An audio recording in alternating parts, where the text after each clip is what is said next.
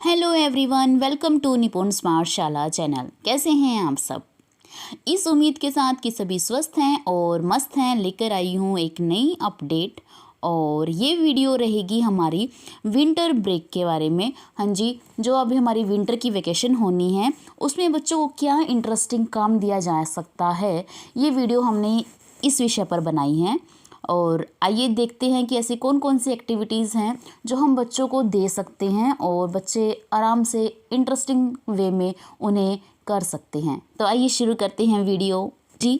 तो जैसा कि हम जानते हैं कि अब विंटर वैकेशन शुरू होने वाली हैं, तो इसी दौरान बच्चों को शीतकालीन अवकाश के दिनों में बच्चों के लिए मज़ेदार व रोचक बनाने के लिए इस तरह का गृह कार्य दे जिसमें उसे कल्पना करने, सोचने, रचनात्मक और सृजनात्मक करने का अवसर मिल जाए।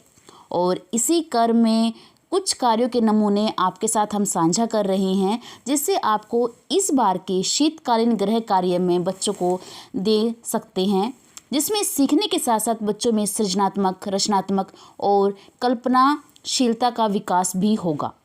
तो सबसे पहले बात आज हम कक्षा 1 के लिए कर रहे हैं। तो कक्षा 1 में हम क्या क्या दे सकते हैं? सबसे पहले सीखे वर्ण या अक्षरों के समूह दे देना, जिसको लिखने के साथ उनको मिलाकर 2-3 वर्ण या अक्षर मिलाना। जैसे कि वो ग्रिड होता है वैसा ही कुछ हम उन्हें दे दें। जैसे कि हमने का, ट, प, नी, मे, ला, ये कुछ कुछ वर्ण दे दिए हैं। अब इन वर्णों को जोड़कर उल्टा सीधा जैसे भी बच्चे इनसे अक्षर बना सके। ग्रिड में से उन अक्षरों को या शब्दों को छांटना भी दे सकते हैं और उनको छांट कर लिखना दे सकते हैं। बच्चों को अपने परिवार के लोगों, दोस्तों और आसपास के पेड़ पौधों, साधनों के नाम लिखने और उनके चित्र बनाने का काम दे सकते हैं। पेड़ पौधों की सूखी पत्तियों को कॉपी में चिपकाना और उनकी आकृति बनाना, पेड़ों की पत्तियों को छापना, पत्तियों के जो पैटर्न अलग अलग होते हैं उनके बारे में भी बच्चे करके ला सकते हैं। हम ऐसी एक्टिविटी दे सकते हैं। संख्याओं को लिखना और उन संख्याओं का आपस में कैसे संबंध है, जैसे 1 अंक वाली है, 2 अंक वाली है, एक छोड़ के एक है, ऐसा हम कुछ उन्हें दे सकते हैं। और किन किन संख्याओं का जोड़ 18 होता है, ये संख्याएं दे सकते हैं। रसोई घर के बर्तन, घर के दरवाजे, खिड़की आदि सामग्री जो है उनकी नाम, उनकी कितनी संख्या है, ये दे सकते हैं। आधार तय करके उनमें से छोटी, बड़ी, हल्की, भारी ऐसी चीज़ों की आकृति बनाकर लाएं, उनके नाम लिख कर लाएं बच्चे। और आकृति दे सकते हैं, उन आकृतियों में से बच्चा उसका नाम बताइए किस तरह की आकृति है।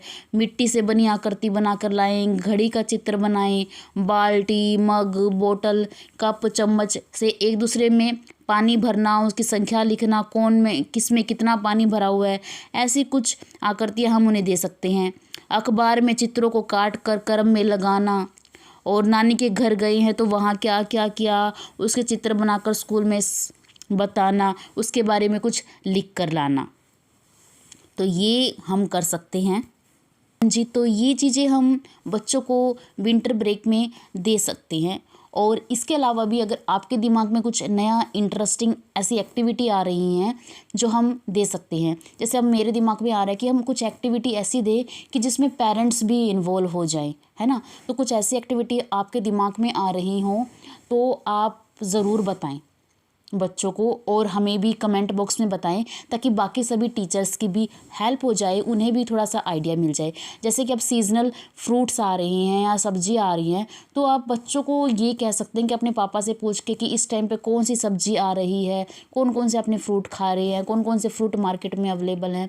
तो वो जिसमें अपने पेरेंट्स की मदद ले सकते हैं, तो वो चीज़ें आप उन्हें दे सकते हैं। तो उम्मीद करती हूँ कि इस वीडियो से आपकी थोड़ी सी हेल्प हो जाएगी कि बच्चों को क्या गृह कार्य में देना है। तो thank you for watching the video. इस वीडियो में सिर्फ इतना ही।